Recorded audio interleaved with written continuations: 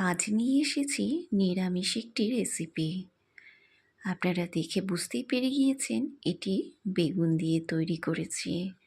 নিরামিষের দিনে বেগুনের এরকম একটি যদি রান্না হয় তাহলে কিন্তু খাওয়াটা বেশ জমে যাবে। খুবই সুস্বাদু হয়েছিল এই রেসিপিটি।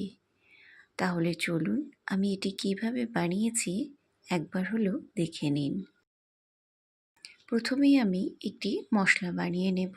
তার জন্য প্রথমে একটি বাটিতে 1 চামচ পোস্ত আর 4-5টি কাজু আমি টুকরো করে দিয়েছি, 2-4টের মতন কাঁচা লঙ্কা আর 1 ইঞ্চি মতো আদা ছোট ছোট করে কেটে আমি দিয়ে দিয়েছি। খুব সুন্দরভাবে একটি স্মুথ পেস্ট আমি তৈরি করে নেব। পর আমরা ঠিক বেগুন ভাজা যেরকমভাবে বানাই ঠিক সেই রকম সাইজ করে করে আমি বেগুনগুলো কেটে নিয়েছি। এই বেগুনগুলো ভালো করে ধুয়ে পরিষ্কার করে আমি মুছে নিয়েছি।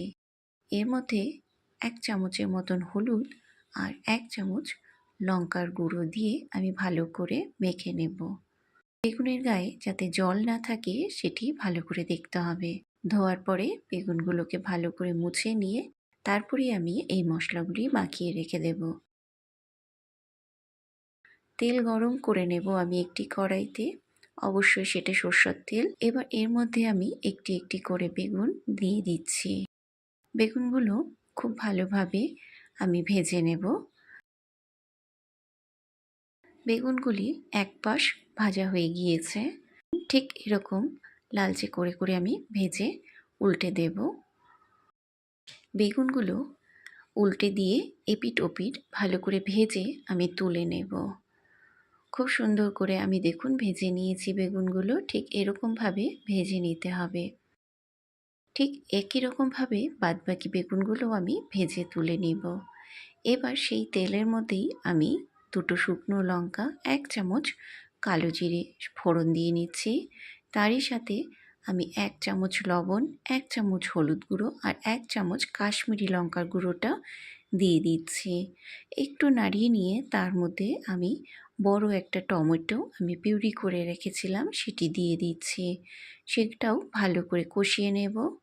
কষিয়ে নেওয়ার পর এবার আমি এর মধ্যে দিয়ে দিচ্ছি পোস্ত বাটা। পোস্ত বাটা দেওয়ার পর তার মধ্যে আমি পোস্ত বাটার বাটির ধোয়া একটু জলও দিয়ে দিচ্ছি। ভালো করে আমি এটি কষিয়ে নেব। এখন মশলাগুলো খুব সুন্দরভাবে কষিয়ে নিলে রান্নাটি কিন্তু খেতে খুব সুস্বাদু হয়। এই মশলার মধ্যেই আমি এখন দিয়ে দিচ্ছি 1 চামচ জিরে, 1 চামচ হলুদ আর হাফ চামচের মতন ঝাল লঙ্কার গুঁড়ো। মশলাগুলো 2-3 মিনিটের মধ্যেই বেশ সুন্দর তেল ছেড়ে দেবে। এর মধ্যে তখন আমি 2 থেকে 3 চামচের মতন আমি টক দই ফেটিয়ে রেখেছিলাম সেটি দিয়ে দিচ্ছি। 2-3 মিনিটের মধ্যে এই মশলাগুলো কষে যাবে। এবার এর মধ্যে আমি বাটি ধোয়া জল আবারও একটু দিয়ে ভালো করে মশলার সাথে মিশিয়ে নিয়ে আমি এক এক করে বেগুনগুলো দিয়ে দিচ্ছি। বেগুনগুলোকে আমি দেওয়ার পর একটু ঢেকে দেব।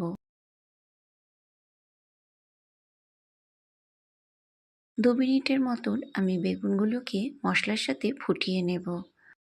বেশিক্ষণ ফোটানোর প্রয়োজন পড়বে না। আর বেগুন দেওয়ার পরে হালকা হাতে একটু নাড়িয়ে দিতে হবে। এবার সবশেষে বেশ কিছুটা ধনেপাতা ছড়িয়ে দিয়ে হালকা হাতে নাড়িয়ে নিলেই রান্নাটা কিন্তু আমার কমপ্লিট হয়ে যাবে। এই রান্নাটি আপনি গরম ভাতের সাথে, রুটির সাথে খেতে কিন্তু খুবই সুস্বাদু হবে। আমার এই রেসিপিটি আপনাদের কেমন লেগেছে অবশ্যই কমেন্ট করে জানাবেন। ভালো লাগলে একটি লাইক ও শেয়ার করবেন। আমার চ্যানেলটি সাবস্ক্রাইব করা না থাকলে সাবস্ক্রাইব করার অনুরোধ রইল।